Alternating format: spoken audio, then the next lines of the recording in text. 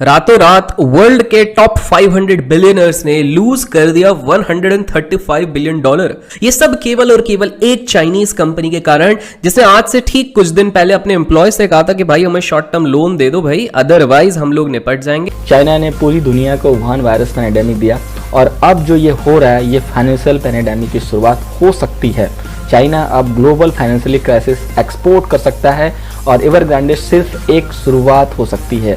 China की जो artificial growth थी, जो चाइना इतना ज्यादा पूरी दुनिया पे छा जाने की बात कर रहा था और ये सब चीजें जो थी, वो अब चीजें खुल के सामने आ रही हैं। चाइना ज्यादातर नकल बनाता है और नकल की ड्यूरेशन ज्यादा नहीं रहती। नकल एक लॉन्ग टर्म क्वालिटी की वो नहीं होती चीजें। ठीक है, इंडिया की एक्सपोर्ट चाइना के मुकाबले में बहुत कम है, लेकिन क्वालिटी की है। क्या इंडिया की चीजों पे दुनिया में कहीं हमने कोई वो नहीं देखा, लैशबैक नहीं देखा कि भाई इनकी चीजें खराब होती हैं या क्वालिटी खराब है या। और वो जो चाइना का जो ग्रोथ था, जो चाइना का एक हवा खड़ा था कि चाइना तो ये तो वो सब धड़ाम से नीचे आ गया है। चाइना ने जब मिसाइल टेक्नोलॉजी इस्तेमाल की, वो फेक। पाकिस्तान में कई मिसाइल पड़े हैं। पाकिस्तान चाइना का इस हद तक गुलाम है कि पाकिस्तान खुल के बोल नहीं सकता, वरना आप गूगल पे चेक करें कि चाइनीज मिसाइल मिजरी इन पाकिस्तान या इस तरह से कुछ वर्ड्स डाल के आप चीज ढूंढें तो आपको बेशुमार रिपोर्ट्स मिलेंगी कि पाकिस्तान में जो चाइनीज मिसाइल है वो बेकार पड़े हैं। तारड़ साहब ये बताएं, बातें ये चल रही हैं जनाब कि पाकिस्तान को सैंक्शन किया जाएगा और कई लोग कह रहे हैं कि जनाब अमेरिका जो अफगानिस्तान के ऊपर जो एक्ट्स लेके आ रहा है वो पाकिस्तान पे भी लगेंगे। तो क्या हमारी जो डिप्लोमेसी या हमारी फॉरेन पॉलिसी या हमारे पॉलिटिकल अपरेटस में या हमारी फॉरेन पॉलिसी एस्टैब्लिशमेंट में इतनी जान है कि हम अमेरिका को वार्न कर सकते हैं? कि मैं खुद एक्सपेक्ट कर रहा था कि वहां पे चाइना और अमेरिका के दरमियान एक कश्मकश चलेगी, तालिबान का ब्रीडिंग होगी, लेकिन इस वक्त वो सिलसिला नहीं हुआ, विच इज वेरी अनएक्सपेक्टेड। मेरे ख्याल में जो इंतशार तालिबान के अंदर था, वो एक सिग्नल गया इंटरनेशनल कम्युनिटी को और सारे पीछे हट के अब सिर्फ वेट कर रहे हैं कि हाउ तालिबान बिहेव। आपने उसमें देखा होगा कि रशिया ने अपने तहफुजात का इजहार किया कि यहां से दहशतगर्दी और हालात सेंट्रल एशिया में आ सकते हैं। ईरान पीछे हट गया है। चाइना ने सिर्फ थोड़े से पीनट्स दिए, वो भी पीछे हट गया है। अब इन हालात में जो मुझे नजर आ रहा है आगे कि क्या हो रहा है, पाकिस्तान और तालिबान बंद गली में खड़े नजर आ रहे हैं। कि पहले जब ये हमारे जो सियासतदान है वो ये बयानियां बार देते रहे कि हमारे पास और भी चॉइसेस मौजूद हैं, आप कॉल करते हैं नहीं, क्योंकि उस वक्त चाइना से डॉलर आ रहे थे। अब चाइनीज डॉलर रुके हैं, IMF की किस्त रुकी है, तो हमारी चीखें निकलना शुरू हो गई हैं। अमेरिका के साथ रिलेशनशिप तभी ठीक होंगे जब चाइना के डॉलर बिल्कुल हमें आते नजर नहीं आएंगे, तो अल्टीमेटली हम इनके पास आएंगे, फिर अड्डों की बात होगी, फिर ऊपर से एयर स्पेस की बात होगी। तो सर्वाइवल के लिए आपको पता है, जब आप सर्वाइवल मोड में होते हैं तो आप चीजों को दूसरे तराजर से देखें। और इस वक्त में जो आपने इंटरनेशनल खबरें पढ़ते होंगे चीमा साहब, मेरे ख्याल में तो यहाँ पे जो खबरें मैं देख रहा हूँ कि चाइना खुद एक इकोनॉमिक क्राइसिस में जाने वाला है। वहां पे कई बड़े बड़े बैंक जो है they are looking to default. तो उसमें वो अपने आप को देखेंगे या पाकिस्तान को देखेंगे।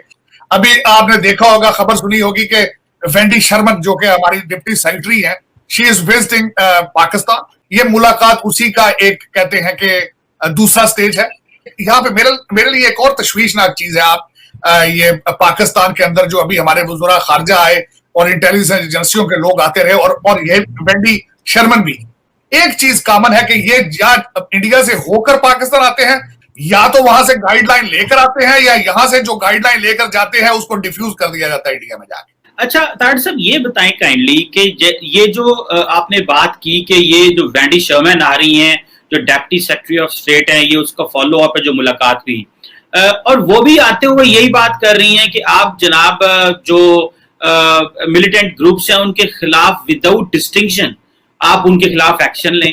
दूसरा तारड़ साहब इसमें जरा ये भी बताएं कि ये पाकिस्तान के न्यूक्लियर आर्सेनल्स की बातें करते हैं। इस तरीके से आपने फरमाया कि ये न्यूक्लियर की बात हमारे आर्मी जनरल जो की ये मूड बना रहे हैं, ये प्रेशर क्रिएट कर रहे हैं। इस वक्त 2-3 किस्म के प्रेशर क्रिएट करना चाह रहे हैं ये अमेरिकन जनरल।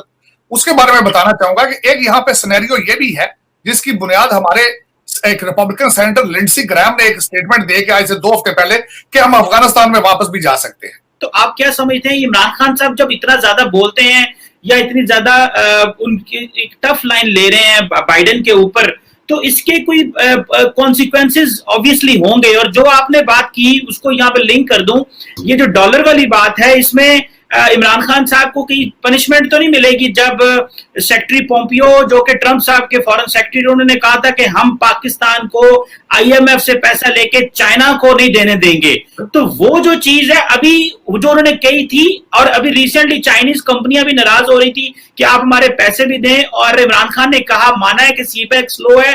तो ये जो इमरान खान साहब बड़ी बड़ी बातें करते हैं, तो इसकी की पनिशमेंट की डबल नाम है वो करते हैं। फिर आपको चाहिए लॉबी करें, आप निकले वहां से, बाहर निकल के दौरे करें, लोगों को मिलें, एक ग्रुपिंग करें, किसी लॉबी के साथ अटैच हो आप।